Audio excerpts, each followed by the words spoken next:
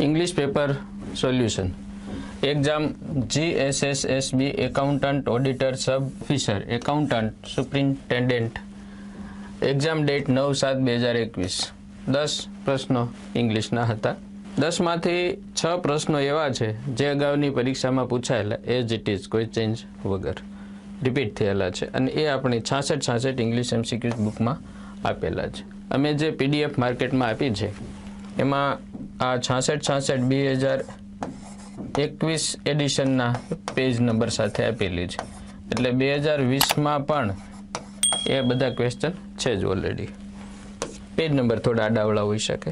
अन्य 4 प्रश्नों एना ए छे अगाऊ पूछायेला होय परंतु थोड़ा फेरफारो थया होय अने ओवरऑल जोवा जईए तो एकाद बे क्वेश्चन ने बात करता बधा मोटा अंशे मैक्सिमम छे 80% छे ए रिपीट थयेलुं छे अने बधुं आपणुं आ एंजल इंग्लिश एप में अने 66 इंग्लिश MCQ बुक में आपेला छे। चलो क्वेश्चन जोई लईए। फर्स्ट, फिल इन ध blank every man woman and child खाली जग्या लॉस्ट। नियम ए छे मित्रों के एवरी पछी आवी रीते एक वचन कोमा एंड आपेलुं होय तो आ बाबतने एक वचन गणवी एटले के અહીં જે વર્બ આવશે એ એક વચનનું આવશે જે એક જ છે। બીજું ફર્સ્ટ બીજી વાત એ મિત્રો પરીક્ષામાં કે આ વેર અને આર બંને આપેલા છે તો આ શોર્ટકટ મેથડ એક્ઝામમાં કેમ તમે એને ટેકલ કરી શકો।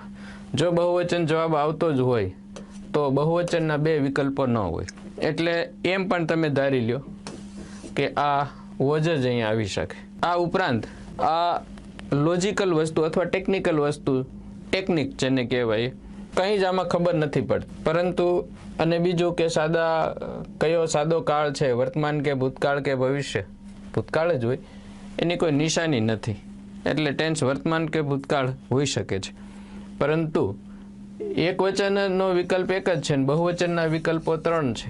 जो बहुवचन आवतुं होत तो 3 विकल्पो न होत आम पण तमने खबर पड़ी शके। ओके એટલે આવશે was. Next change the voice did you attend the meeting સાદા ભૂતકાળનું પેસિવ છે। આપણે એક્ટિવ પેસિવની સિરીઝમાં સાદા ભૂતકાળના પુષ્કળ વાક્યો લઈ લીધા છે કે એક્ટિવમાંથી પેસિવ કેમ થાય એ પણ પૂછાયેલા છે અને પેસિવમાંથી એક્ટિવ કેમ થાય એ પણ પૂછાય છે। આ સિવાય જે WHની સિરીઝ છે બીજા ટેન્સના વાક્યોમાં પણ આપણે એ શીખતા ગયા છે જે સોલ્યુશન મેં આપ્યા છે બધાય MCQ અગાઉની વિવિધ પરીક્ષામાં પૂછાયેલા તો એ કાળની ખાલી જગ્યા હોય અને સાદા ભૂતકાળથી ખાલી જગ્યા પૂછાણી હોય પૂરી હોય તો એનું પેસિવ કેમ થાય એ પણ શીખ્યા છે। એક મિત્રએ મને એવો પ્રશ્ન મોકલ્યો હતો હમણાં કે સર આ સાદો ભૂતકાળ છે તો વોઝ આમાં કેવી રીતે જવાબ આવે। મેં જે આન્સર કી મૂકેલી છે એમાં ટીક લાઈન કરેલી। ઓકે તો મિત્રો જો આ વસ્તુ ન ખબર પડતી હોય કે સાદા ભૂતકાળનું પેસિવ છે એમાં વોઝ વપરાય તો મારી સલાહ એ છે જે પણ મિત્રોને આવા પ્રશ્નો હોય તે કે પહેલાં ટેન્સ શીખો વ્યવસ્થિત રીતે પછી એક્ટિવ પેસિવ શીખો। દરેક ટોપિકની અંદર શોર્ટકટ મેથડથી યાદ ન રહે। શોર્ટકટ મેથડ ત્યારે કામ લાગે કે પહેલાં લોંગ કટ મેથડ છે એ તમને ખબર હોવી જોઈએ। ટેન્સની ખબર હોવી જોઈએ કે આ ભૂતકાળ આમ બને છે ભવિષ્ય આમ બને છે એક્ટિવની રચના આવી રીતે છે પેસિવની રચના આ રીતે। ટેન્સ ક્લિયર ન હોય તો અંગ્રેજીમાં તમને હંમેશા પ્રોબ્લેમ રહેશે એટલે કંઈ પણ શીખતા પહેલાં ટેન્સ શીખી લેવું। એવું કોઈ ન કે હવે સર સમય નથી અમારી પાસે સમય આપણી પાસે કોરોના કાળ શરૂ થયો ત્યારથી લઈને અત્યાર સુધી હતી પરીક્ષાઓ તો હવે હમણાં આવવાનું શરૂ થયું છે થોડા સમયથી 15-20 દિવસ કે મહિનાથી એમ તો 1 વર્ષનો સમયગાળો મળ્યો છે એટલે બહાનું ન બતાવું કે અમારી પાસે તૈયારી કરવાનો સમય નહોતો એમ। ચાલો આનું પેસિવ બનાવી did you attend the meeting you છે એ કરતા છે એટેન્ડ છે એ મુખ્ય ક્રિયાપદ છે અને V1 છે ડીડ છે સહાયક છે એટલે ઓવરઓલ આ સાદા ભૂતકાળનું વાક્ય છે। સહેલો પ્રશ્ન છે મિત્રો સાવ એટલે સાવ સાદા ભૂતકાળનું પેસિવ કેમ થાય વોઝ થી બને 8+V3 ફોર્મ્યુલા આપેલી જ છે મિત્રો મેં એમ ઇઝ આર વોઝ જ્યારે તમે કોઈ કાળનું પેસિવમાં રૂપાંતર કરો છો તો આ ફોર્મ્યુલાનો ઉપયોગ કરો હંમેશા +V3 એમ ઇઝ આર સાદો વર્તમાન હોય ત્યારે પેસિવ વોઝ વેર सादो भूतकाल होय त्यारे पेसिव बी કોઈ પણ models can could may might should would ought to must shall will being કોઈ પણ ચાલુ કાળ હોય ત્યારે અને બીન કોઈ પણ પૂર્ણ કાળ હોય ત્યારે આ રીતે જ પેસિવ બનશે. તો સાદો ભૂતકાળ છે, નિયમ એવો છે તો મીટિંગને આગળ લીધું અને કાળ હોવાથી એકવચન મીટિંગ છે એટલે વોજ લાગશે. અને એટેન્ડ એનું ત્રીજું રૂપ એટેન્ડેડ યુનું બાય યુ. સાવ સિમ્પલ વાક્ય છે. શું તમે મીટિંગ એટેન્ડ કરી, હાજરી આપી? શું મીટિંગને તમારા વડે એટેન્ડ કરવામાં આવી? એકદમ ક્લિયર. 66 બુકમાં એઝ ઇટ ઇઝ નહીં પરંતુ સાદા ભૂતકાળના પુષ્કળ વાક્યો છે. કોમ્પિટિટિવ એક્ઝામ એટલે કે સ્પર્ધાત્મક પરીક્ષા માટે અને overall basic to advance level English શીખવા માટેની બેસ્ટ એપ એટલે એન્જલ ઇંગ્લિશ એપ. અહીં જોઈ શકો કે ડેઇલી ટાસ્ક દરરોજ જેમાં MCQ સ્ટડી અને ટેસ્ટ આપી શકો, ટોપિક વાઇઝ જેમાં ટોપિક વાઇઝ સ્ટડી કરવા માટે, ઉપરાંત વિડીયો સિરીઝ આખી કમ્પ્લીટ જે ડાઉનલોડ પણ થઈ શકે અને ઓનલાઈન જોઈ પણ શકાય. આ પ્રકારના મટીરિયલ માટે અત્યારે જ ઇન્સ્ટોલ કરો Angel English application. Question number 3 complicated લાગ્યો બધાને. આન્સર કી 1-2 દિવસમાં આવી જ જવી જોઈએ. તો એમાં ફાઇનલી આન્સર ધ માન્ય રહેશે, એ ફાઇનલ. કારણ કે આવું વાક્ય અગાઉની પરીક્ષામાં પૂછાયેલું છે, ધ માન્ય રહેલો છે એક. બીજું કે ગ્રામરની અમુક બુક્સમાં પણ આપેલું છે. ઓકે, નિયમ એવો છે મિત્રો ક્યારે કે આ વુમ વુમ આની ચર્ચા આપણે WH રિલેટિવ અને કનેક્ટિવ આ નામના ટોપિકમાં પુષ્કળ કરી છે કે જ્યારે આ શબ્દો આપેલા હોય, કોઈ પણ વુ છે, વુમ છે, વ્યક્તિ માટે વુજ છે, અથવા તો વસ્તુ માટે વીચ છે કે ધેટ છે, તો આ આગળના શબ્દની સાથે આર્ટિકલ ધ લાગે. નિયમ આવો જ, કારણ કે ચોક્કસતા વ્યક્ત કરે છે. તો person whom you met yesterday is or was my friend. એ વ્યક્તિ જેને તમે ગઈકાલે મળ્યા તે મારો મિત્ર કે તે મારી બહેનપણી છે. એટલે એ જ વ્યક્તિની વાત થઈ રહી છે જેને તમે ગઈકાલે મળ્યા. ચોક્કસતા આવી અને ચોક્કસતા હોવાથી ધ લાગે. The pen which you have given me is lost. એ પેન જે તમે મને આપી તે ખોવાઈ ગઈ છે. એ જ પેનની વાત થઈ રહી છે જે તમે મને આપી એ સ્ટેશનરીમાં પડી કે અહીંયા પડેલી છે, સરના હાથમાં છે. We are not talking about that pen. મતલબ પેનની ચોક્કસતા એટલે ધ લાગે એમ. જો મિસ્ટર રોયની જગ્યાએ જો ખાલી પર્સન હોત તો નિશ્ચિત જ હતું કે ધ જ આવે, તો એ તમે ડિસાઇડ કરી શક્યા હોત. તો person whom you met last night is my uncle. એ વ્યક્તિ જેને તમે ગઈકાલે મળ્યા એ મારા કાકા છે. નામ હતું એટલા માટે થોડું કન્ફ્યુઝન થાય કે લગાડવું કે ન લગાડવું. ઓકે, ધ મિસ્ટર રોય, એ મિસ્ટર રોયની વાત થાય છે એ. બીજું કે આવી જ રીતે કોઈ પણ વ્યક્તિનું નામ કે આમ અટક હોય તો જો ઓળખતા ન હોય તો એ પણ લાગે છે, પરંતુ એ નિયમ અધૂરો છે. અધૂરો એટલા માટે છે કે નથી ઓળખતા એ ખબર કેમ પડે, એ તમારે કૌંસમાં લખવું પડે કે અનનોન પર્સન ફોર યુ. જેમ કે થોડી ચર્ચા કરી લઈએ આપણે. બ્રધર છે એનું બહુવચન શું થાય તો કે બ્રધર્સ થાય. ઓકે, માઉસ એનું બહુવચન શું થાય, માઉસીસ થાય. સમજાવું છું આગળ, બરાબર? ડાયરેક્ટ ડાઉટ કરવાને બદલે વસ્તુ સમજીને પછી આગળ વધવું. ઇન્ડેક્સ છે તો એનું બહુવચન શું થાય, ઇન્ડેક્સીસ થાય. તમે કહેશો સર આ રીતે ન હોય. હા, આ રીતે હોય. જો બ્રધરનું બહુવચન અલગ રીતે લેવાનું હોય તો કૌંસમાં લખવું પડે કે ફેમિલી મેમ્બર્સ કે મેમ્બર્સ ઓફ સોસાયટી, તો બ્રિધરન થાય એક. પછી માઉસનું નિયમ મુજબ માઇસ થાય છે, પરંતુ જો માઉસીસ બહુવચન લેવું હોય તો કૌંસમાં લખવું પડે એ ડિવાઇસ યુઝડ ફોર કોમ્પ્યુટર. એટલે કોમ્પ્યુટરમાં ઉપયોગ થતી એક ડિવાઇસ, તો એનું બહુવચન માઉસીસ થશે. ઇન્ડેક્સીઝ, હવે ઇન્ડાઇસીઝ લેવું હોય બહુવચન તરીકે તો કૌંસમાં લખવું પડે છે કે સાઇન ઇન એલ્જિબ્રા, બીજગણિતમાં વપરાતી એક પ્રકારની નિશાની કે એ, એટલે એનું ઇન્ડાઇસીસ થાય, નહીંતર ઇન્ડેક્સીસ થાય જ છે. એટલે રેગ્યુલર પ્લુરલ પણ છે ને ઇરેગ્યુલર પ્લુરલ પણ છે. તો જ્યારે એક્ઝામમાં અલગ પ્રકારનો રિપ્લાય લેવાનો હોય છે ત્યારે કૌંસમાં ડિફાઇન કરેલું હોય છે, નોટિફાઈ કરેલું હોય છે. એમ જો એ કે એ ખાલી જગ્યાથી એથી ખાલી જગ્યા પૂછાતી હોય કે એથી ખાલી જગ્યા પૂરવાની હોય વ્યક્તિના નામની આગળ જે અનનોન છે તો કૌંસમાં લખવું જરૂરી બની જાય કે અનનોન છે. કારણ કે મિસ્ટર રોય કદાચ તમારા માટે અનનોન હોય, પરંતુ હું તો દરરોજ એને મળું છું, તો એ મિસ્ટર રોય તમને મળવા આવ્યા છે કે એ મિસ્ટર રોયે આવું કર્યું છે. જીએમડીસીની એક્ઝામમાં પણ આવો જ પ્રશ્ન છે. તો એ વિદ્યાર્થીઓ મુશ્કેલીમાં મુકાઈ જાય કે Mister Rathod has come to meet you. તો મિસ્ટર રાઠોડ એ તમારા માટે અજાણી વ્યક્તિ છે કે જાણીતી વ્યક્તિ છે, એ જો આગળ પાછળનો રેફરન્સ ન હોય તો નથી ખબર પડવાની. જાણીતી હોઈ શકે ને, બરાબર. તો Mister Rathod has come to meet you એમાં કોઈ આર્ટિકલ ન લાગે, તમે ઓળખો છો એને એમ. તો મિસ્ટર રોયને આપણે ઓળખતા હોઈએ, મિસ્ટર પાંડેને આપણે ઓળખતા હોઈએ. પાંડેનો ક્વેશ્ચન મને મોકલ્યો તો કોઈ કે આ Mister Pandey has come to meet you, Mister Pandey તમને મળવા આવ્યા છે, અને એમાં તો મિસ્ટર પાંડે મળવા આવ્યા છે, તો મિસ્ટર પાંડેને ન ઓળખતા હોય અને અનનોન વ્યક્તિ હોય તો એ લાગે.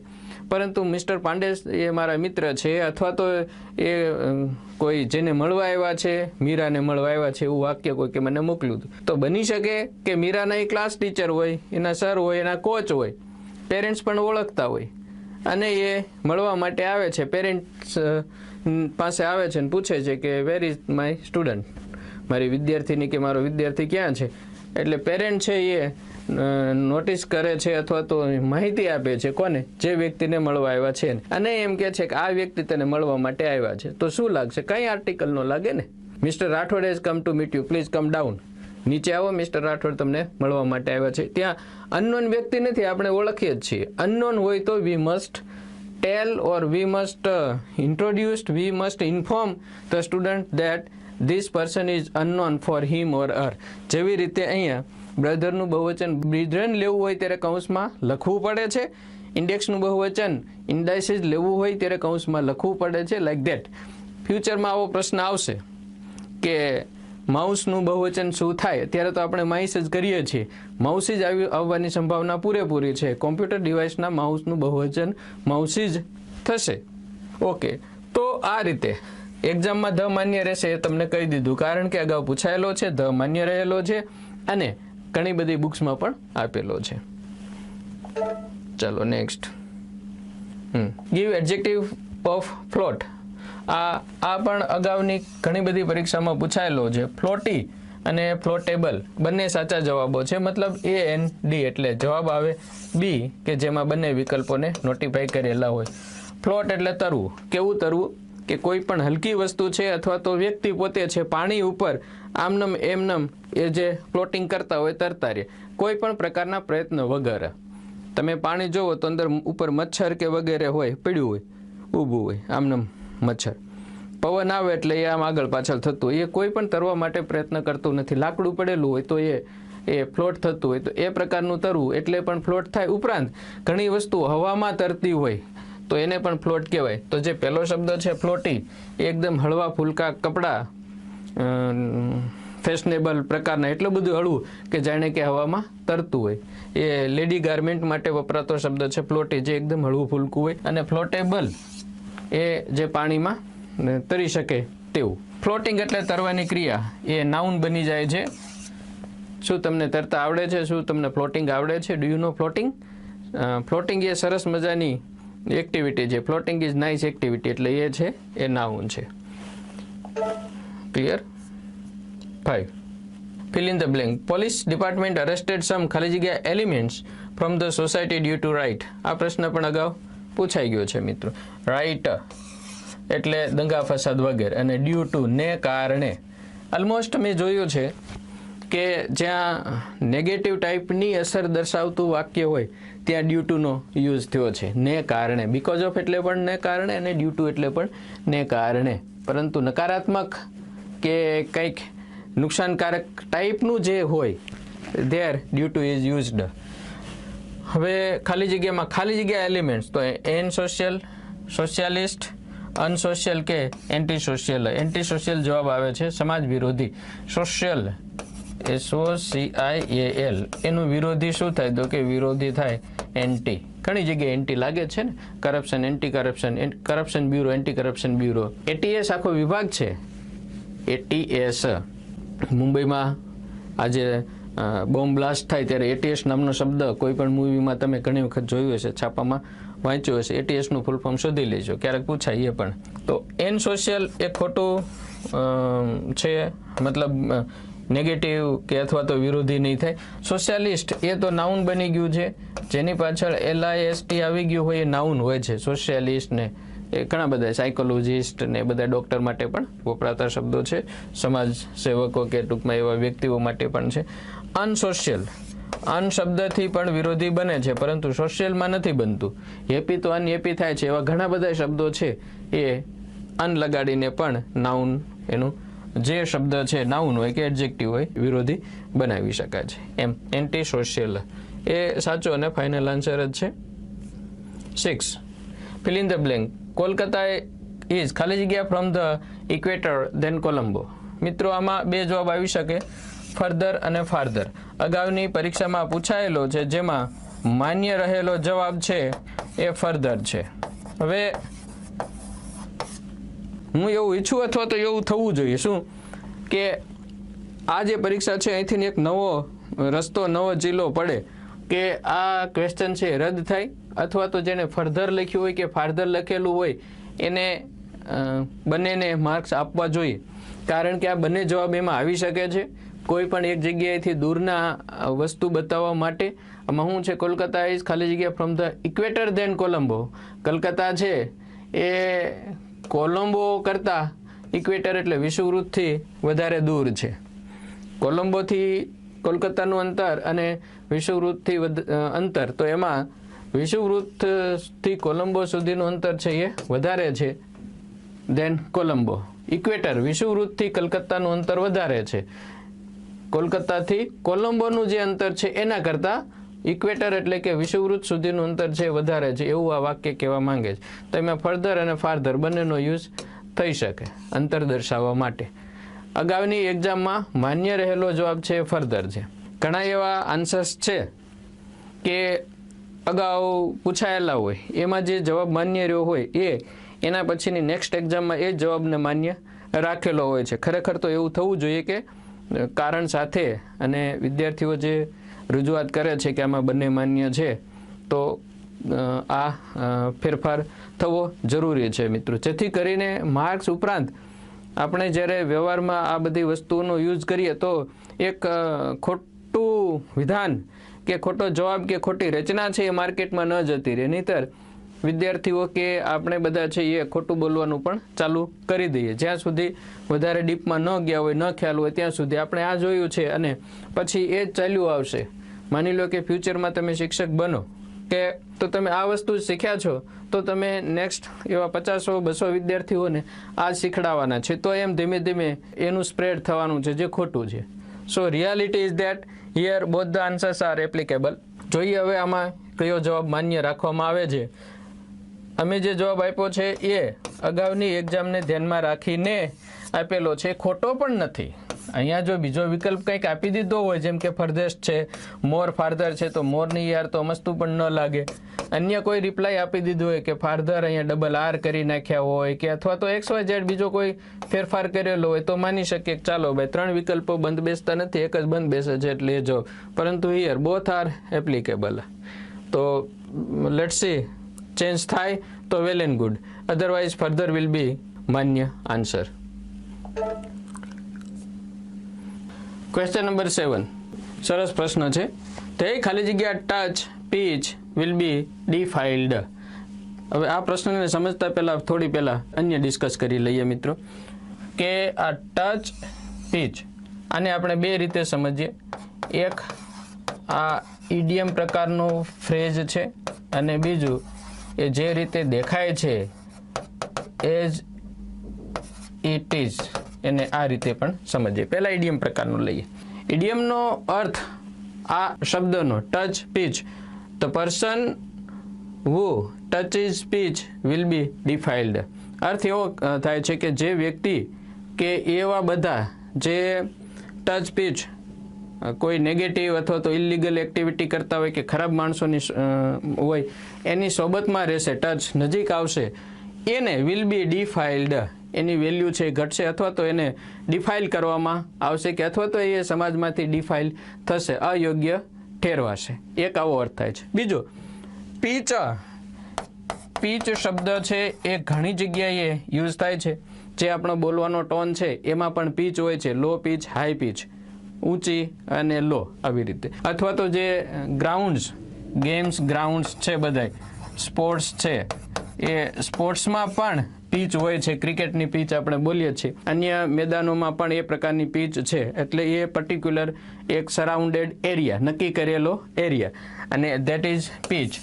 એને જો ભૂલથી અડી જવાય, ટચ થઈ જવાય, અડી જવાય, તો એને પણ ડિફાઇલ થશે, એ ખેલાડી પણ ડિફાઇલ થશે, મતલબ અયોગ્ય ઠેરવવામાં આવશે કે ઠેરવાશે. આવો અર્થ પણ આનો લઈ શકાય. એટલે બંને મિનિંગ છે એક વસ્તુ. બીજું કે હવે ટચ એ નાઉન પણ છે અને ટચ એ વર્બ પણ છે.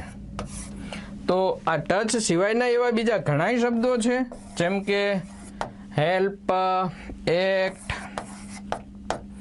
પછી ઘણા હશે આવા. આ બે યાદ આવ્યા એટલે આપણે બેથી ચલાવીએ. ત્યારે હેલ્પ, હું જ્યારે તમને એમ કહું કે do you need my help, અહીં હેલ્પ છે એ નાઉન છે કે વર્બ છે? નહીં, માય હેલ્પ લખ્યું છે તો એ નાઉન તરીકે છે. અને હું જો એમ કહું તમને કે આઈ હેલ્પ યુ ઓલવેઝ કે એવરી ડે વગેરે, તો અહીં હેલ્પ છે એ વર્બ તરીકે છે. તો મિત્રો એવું નક્કી નહીં કરી લેવાનું શબ્દ જોઈને કે આ નાઉન જ કહેવાય ને આ વર્બ જ કહેવાય એમ. How it is used depends upon it. કેવી રીતે વાક્યમાં યુઝ થયો છે એ મુજબ નક્કી થઈ શકે કે આ કયું પાર્ટ્સ ઓફ સ્પીચ તરીકે આ યુઝ થયું છે, નાઉન તરીકે, વર્બ તરીકે, એડજેક્ટિવ તરીકે વગેરે. એક્ટમાં પણ એમ થઈ શકે ને. એક્ટ, આ શબ્દ તમારાથી પરિચિત હશે કદાચ. એન એક્ટ ઓફ ગોડ, આ યાદ આવ્યું મને તો મેં આ લખ્યું. એક કયું પેલું મૂવી છે આપણે અક્ષય કુમારનું ને એ એક્ટ ઓફ ગોડ, ધરતીકંપ ને એ બધું થાય છે, પરેશ રાવલ, અને એ પછી ભગવાન સામે કેસ થાય છે, એ બધી જે આખી પ્રોસેસ ચાલે છે એમાં આ શબ્દ વારંવાર આવે છે. એન એક્ટ ઓફ ગોડ, ઈશ્વરે ભગવાને કરેલું કાર્ય છે એમ. તો અહીં હવે એન એક્ટ ઓફ ગોડ, તો આ એક્ટ છે એ શું છે? એ નાઉન છે. પરંતુ જ્યારે એમ કહેવાય કે હી એક્ટેડ XYZ ની રીતે કે ગમે તે, આપણે આગળ વાક્ય નથી લેતા કારણ કે આ ટોપિકને આપણે માત્ર એટલું જ સમજવું છે. તો એક્ટનું એક્ટેડ, એક્ટ્સ, એક્ટિંગ, એક્ટ્સ, તો આ બધા જે છે એ વર્બ તરીકે યુઝ થયું છે. તો અહીં આ વર્બ છે. તો ટચ એ બંને છે, નાઉન પણ છે, વર્બ છે. તો જ્યારે એ વર્બ તરીકે યુઝ થયું હોય તો આગળ હોય સબ્જેક્ટ, અથવા તો એમ પણ કહી શકાય કે કરતા પછી જો લખવાનું હોય તો એ સબ્જેક્ટ તરીકે જ આવે હંમેશા. સબ્જેક્ટ પછી એટલે કે કરતા પછી લખવાનું હોય તો એ હંમેશા વર્બ તરીકે જ હોય, એટલે કે એ હંમેશા ક્રિયાપદ તરીકે જ હશે, એ નાઉન તરીકે ન હોય. તો એટલે અહીં whom કે whose કે ધોજ નથી આવવાના. અહીં બંને જવાબ આવી શકે, who પણ આવી શકે, પણ who છે નહીં તો who નું કામ that કરશે. એટલે કે which અને who આ બંનેનું કામ છે એ that કરે છે. મારી હમણાં જ પૂરી થયેલી આ WH રિલેટિવની સિરીઝને જોઈ લેજો. એમાં ડિટેલમાં બધી ડિસ્કસ કરેલી છે કે આ શબ્દોનો યુઝ, whoનો યુઝ ક્યારે થાય, whomનો ક્યારે થાય, whoseનો ક્યારે થાય, whoનો ક્યારે થાય, અને whoને બદલે that પણ લખી શકાય, which ક્યારે વપરાય એ. છતાં અહીંયા આપણે સંપૂર્ણપણે એને સમજીએ જ છીએ. તો શા માટે who આવશે કે શા માટે that આવશે? ટચ છે એ વર્બ છે. તો આવું કહી શકાય ખરું, જેના ટચથી, જેમ કે this is a Mani, whose touch will turns iron into gold. આ મણી છે જેનો સ્પર્શ લોખંડને સોનામાં ફેરવી દે છે. ઓકે, આ સેન્ટેન્સને સમજવા માટે આપણે ચાલો આ બોર્ડ ઉપર આવીએ. તો એ વાક્ય આમ હોવું જોઈએ કે this is Mani whose touch will અથવા તો will turn અથવા તો turns આમ કરી દે છે turns iron જેને કહેવાય ખરેખર iron into gold આ મણી છે જેનો સ્પર્શ લોખંડને સોનામાં ફેરવે છે તો હુજ જ્યારે લખીએ મિત્રો હુજ ટચ તો એના પછી આ હોવું જરૂરી છે વર્બ અને આમ કરી અને વાક્ય છે સંપૂર્ણ હોવો જોઈએ એમ ન હોય તો આ ઈ જ અહીંયા ન હોય અને ધીસ ન હોય ડાયરેક્ટ વાક્ય આમ ચાલુ થાય મણી હુજ ટચ ચાલો કેન થી લખીએ can turn iron into gold અહીંયા વાક્ય પૂરું ન થાય ઇઝ વેરી વેલ્યુએબલ અથવા તો ઇઝ રેર શું કામ ને તો કે whose touch can turn iron into gold આ વાક્ય હુજ પછીના વપરાયેલા શબ્દને બેયને ભેગું કરી અને હવે એ કર્તાનું કામ કરશે એના પછી ક્રિયાપદ આવશે ત્યારે એ વાક્ય પૂરું થયું અને આગળ આપેલો શબ્દ મણી એનું પ્રેડિકેટ અહીંયા પૂરું થાય છે મણી ઇઝ વેરી વેલ્યુએબલ એ મણી ખૂબ જ કિંમતી છે અથવા તો મણી ઇઝ રેર એ બહુ જ ભાગ્ય કે રેરેસ્ટ ઓફ રેર છે આ પ્રકારે હોય ત્યારે તમે ટચને નાઉન તરીકે યુઝમાં લઈ શકો અહીંયા જુઓ ધ્યેય પછીનું પાછળનું વાક્ય નથી ટચ પીચ વિલ બી ડિફાઇલ્ડ આને આપણે આખું ભેગું લઈએ તો ધ્યેય પછી સેન્ટેન્સ લખવું પડે ધ્યેય whose touch pitch will be defiled ધ્યેય પછી મસ્ટ લીવ ધ ગ્રાઉન્ડ જેણે ગ્રાઉન્ડ છોડી દેવું પડે ધ્યેય whose touch pitch will be defiled must leave the ground નથી તો એનો અર્થ એવો છે કે ટચ છે વર્બ છે અને આગળ સબ્જેક્ટ કરતા આવે છે અને વાક્ય આમ બને છે ધ્યેય એટલે કે એ લોકો હુ અથવા તો ધેટ કે જે ટચ પીચ પીચને ટચ કરે છે વિલ બી ડિફાઇલ્ડ એટલે કે ધ્યેય વિલ બી ડિફાઇલ્ડ ક્લિયર હવે whom ક્યારે લખાય કર્મ તરીકે હોય તો ધ્યેય whom God loves die young age આપણે એમ પણ બનાવીએ ધ્યેય અથવા તો ધોજ જનરલી ધોજ વપરાય છે છતાંય ધ્યેય લખી શકાય whom પછી અહીંયા કરતા મૂકવો પડે ગોડ લવ્સ જેને ઈશ્વર ચાહે છે die at young age તો whom પછી આખું સેન્ટેન્સ પૂરું થયું ગોડ લવ્સ ભગવાન ચાહે છે આ ગોડ લવ્સ અને પછી આ ધ્યેય પછીનું વાક્ય અહીંયા પૂરું થયું ડાય યંગ એજ ક્લિયર ને હા તો here we have to use that 8 simple હતો અગાઉની વિવિધ પરીક્ષામાં પૂછાયેલો છે એડજસ્ટમેન્ટનું વિરોધી આપવાનું છે જે મેલ એડજસ્ટમેન્ટ બને છે ઇન એડજસ્ટમેન્ટ નથી એડજસ્ટેબલ એડજસ્ટ કરી શકાય તેવું એડજેક્ટિવ છે અને નોન એડજસ્ટમેન્ટ એ પણ ખોટું છે નોન અને ઇનથી નેગેટિવ અથવા તો વિરોધી શબ્દો બને છે પરંતુ બધાયના નથી બનતા દરેકના અલગ અલગ સિસ્ટમ છે અલગ અલગ મેથડ છે એપોઇન્ટેડ ડિસએપોઇન્ટેડ સેટિસ્ફાઈડ ડિસસેટિસ્ફાઈડ તો ડીસથી બનતું હોય અમુક મેલથી બનતા હોય છે પ્રેક્ટિસ મેલ પ્રેક્ટિસ એડજસ્ટમેન્ટ મેલ એડજસ્ટમેન્ટ એવી રીતે એક્યુરેટ ઇનએક્યુરેટ તો એ ઇનથી બને છે નોનથી પણ બને છે નોન ગવર્નિંગ બોડી અથવા તો નોન ઘણી જગ્યાએ વપરાય છે નોન કરપ્ટેડ કે નોન વાયોલન્સ તો આ શબ્દોથી વિરોધી બને પરંતુ એડજસ્ટમેન્ટ માટે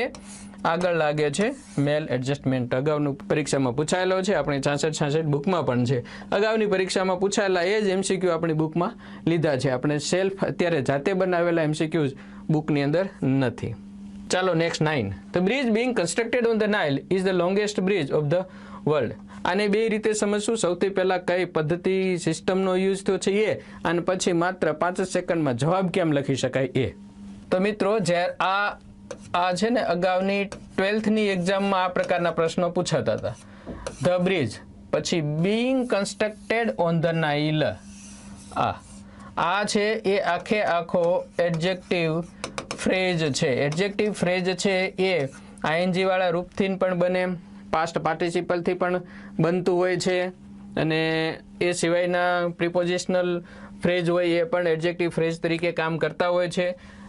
ધ બ્રિજ, આખું સેન્ટેન્સ ક્યાં પૂરું થાય છે? The bridge is the longest bridge of the world. A bridge વિશ્વનો સૌથી લાંબો બ્રિજ છે. કયો bridge? Being constructed on the Nile. Nile નદી ઉપર બંધાઈ રહેલો. એને બે વાક્યોમાં રૂપાંતર કરવું હોય, આ એક જ સેન્ટેન્સ છે, અને આને કહેવાય સિમ્પલ સેન્ટેન્સ પણ કહેવાય મિત્રો, કારણ કે આમાં બે સેન્ટેન્સ નથી, કાળ મુજબ એક જ વાક્ય છે, એટલે આ સાદું વાક્ય પણ છે. અને હવે આનું કોમ્પ્લેક્સ સેન્ટેન્સ પણ બને. ક્લોઝ એટલે કોમ્પ્લેક્સ સેન્ટેન્સ સમજી લેજો.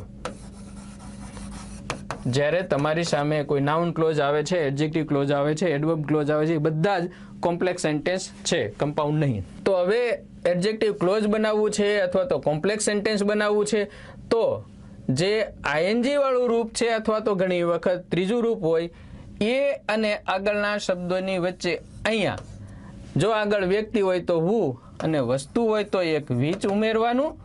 ઉપરાંત પાછળ જો વર્તમાન છે તો વર્તમાનનો શબ્દ એટલે કે ક્રિયાપદ ઇઝ ઉમેરી દઈએ. બે ઉમેરો, the bridge which is being constructed. હવે એ ચાલુ વર્તમાન કાળ પેસિવ બની ગયું, બે સેન્ટેન્સ થઈ ગયા, કોમ્પ્લેક્સ સેન્ટેન્સ થઈ ગયું, અથવા તો એડજેક્ટિવ ક્લોઝ થયું. શા માટે એડજેક્ટિવ ક્લોઝ થયું? તો કે બ્રિજ માટે આપણે વધારાનું કહી રહ્યા છીએ, કે બ્રિજ નામના શબ્દમાં વધારો કરી રહ્યા છીએ. એ બ્રિજ જે નાઇલ નદી ઉપર બંધાઈ રહેલો છે એ વિશ્વનો સૌથી લાંબો બ્રિજ છે. તો બ્રિજ વસ્તુનું નામ છે, તો બ્રિજ પછી ડાયરેક્ટ ઇઝ ન ચાલે, બ્રિજ પછી ધેટ ચાલે, પરંતુ વોજ નહીં આવે, ઇઝ હોવું જોઈએ. જો ઇઝ હોત તો બે વાક્યો કન્ફ્લિક્ટ થવાના હતા, પરંતુ નથી. બ્રિજ વોટ ન આવે ક્યારેય, અને વિચ, યસ વિચ આવી શકે, અને વિચ પછી ઇઝ છે, તો ડી જવાબ છે એ માન્ય આન્સર ગણાય. The bridge which is being constructed on the Nile is the longest bridge of the world. એક હવે 5 સેકન્ડ ઓનલી. નાઇલ છે એ મિત્રો, it's a name of what? It's a name of river. અને આર્ટિકલના નિયમ મુજબ નદીના નામની આગળ આર્ટિકલ ધ લાગે, અહીંયા લગાડેલો છે. આપેલા 4 વિકલ્પોમાં એ ધ છે, નથી, ચોકડી. બી નાઇલની આગળ ધ છે, નથી, ચોકડી. સી નાઇલની આગળ ધ છે, નથી, ચોકડી. ડીમાં હા એક જગ્યાએ છે, તે સાચું, લાંબુ વિચારવાની જરૂર નથી. જ્યારે 4 વાક્યો મોટા પૂછાયેલા હોય ને સાચું વાક્ય કયું, એમાં મિત્રો ભૂલ એક જ જગ્યાએ નોર્મલ જ હોય છે, એ મળી ગઈ એટલે બાકી બધું એક એક શબ્દો અને એક એક વાક્ય વાંચવાની જરૂર રહેતી નથી. જેમ ડીસીમાં આ વસ્તુ આપણે જોઈ છે. એ વિડીયો હા હજુ આની પહેલાં આના પછી છે એ અપલોડ થશે, શૂટ થઈ ગયો છે.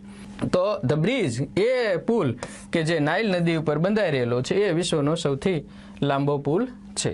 Okay, clear? ચાલો 10th last question. Fill in the blank. Sir this is the ખાલી જગ્યા પ્રાઇસ આઈ કેન ટેક. આ સૌથી ઓછામાં ઓછી કિંમત છે જે હું તમારી પાસેથી લઈ શકું, આનાથી સસ્તું આપી શકીશ નહીં. આ પણ અગાઉ પૂછાયેલો છે. ધ છે અને ધ પછી મોસ્ટ વાળો શબ્દ આવી શકે, પરંતુ લિટલનું મોસ્ટ લિટલ નથી થતું. ઈએસટી વાળો પણ આવી શકે, પરંતુ લિટલનું લિટલેસ્ટ નથી થતું. લિટલ એ તો છે એ પોઝિટિવ ફોર્મ છે, અને લીસ્ટ એ સુપરલેટિવ ડિગ્રીનો શબ્દ બને છે. કોનો? લિટલ, લેસ અને લીસ્ટ, સૌથી ઓછું. બીજી વાત એ મિત્રો, તમે જો ઇન્ટરનેટ ઉપર સર્ચ કરશો અથવા કોમ્પ્યુટરમાં જોશો તો ઇન્ટરનેટ ઉપર તમને બંને રિપ્લાય જોવા મળશે, લિટલેસ્ટ અને લીસ્ટ. કારણ કે નેટ ઉપર, નેટમાં કયું ઇંગ્લિશ છે? એ છે, એટલે અમેરિકન ઇંગ્લિશ છે. American English. અમેરિકન ઇંગ્લિશ એ પ્રેક્ટિકલ વ્યવહારુ અંગ્રેજી છે. એમાં ગ્રામરના નિયમો કરતાં વ્યવહારમાં વપરાતા અથવા તો જે એક્સેપ્ટેબલ હોય એ બધું જ એમાં આપેલું છે. જ્યારે આપણે કયા ઇંગ્લિશની વાત છે? આપણે જે વાત કરીએ છીએ બ્રિટિશ ઇંગ્લિશ છે. એક્ઝામમાં અત્યારે આપણે બ્રિટિશ ઇંગ્લિશને ફોલો કરી રહ્યા છીએ. એટલે કોમ્પ્યુટરમાં તમે જો લેંગ્વેજમાં પણ યુકે રાખો તો ઘણી જગ્યાએ વર્ડમાં તમને રેડ અંડરલાઇન જોવા નહીં મળે. જો યુકે નહીં હોય ને અમેરિકન હશે તો ઘણી જગ્યાએ વર્ડમાં તમને રેડ અંડરલાઇન જોવા મળશે. જેમ કે એક ઉદાહરણ માત્ર આપી લઈએ કે FAVOUR સ્પેલિંગ લખો તમે તો બનશે એવું કે ત્યાં તમને આવું જોવા મળે, આમ આવે રેડ લાઇન. તો સ્પેલિંગ ખોટો નથી. આ ફેવર છે એ બ્રિટિશ ઇંગ્લિશનો છે અને અમેરિકન ઇંગ્લિશની અંદર FAVOR. ટૂંકમાં ત્યાં શું કર્યું છે, હવે કેટલું સરળ એ મુજબ અમેરિકન ચાલી રહ્યું છે. તો લિટલએસ્ટ અને લિસ્ટ બંને માન્ય એસડીના રૂપ છે લિટલના. બ્રિટિશ ઇંગ્લિશ મુજબ આપણે લિસ્ટમાં ચાલવાનું, એટલે આનો જવાબ થશે લિસ્ટ. ક્લિયર? ચાલો નેક્સ્ટ. અચ્છા, 10 જ ક્વેશ્ચન હતા. હા, ચેનલમાં ટૂંક સમયમાં વિડીયો છે આવી જશે, એન્જલ ઇંગ્લિશ એપમાં પણ. ચેનલ સબસ્ક્રાઇબ કરશો, લાઇક કરશો, શેર કરશો. મળીએ અન્ય ન્યૂ પેપર સોલ્યુશનમાં. Thanks. Have a good day.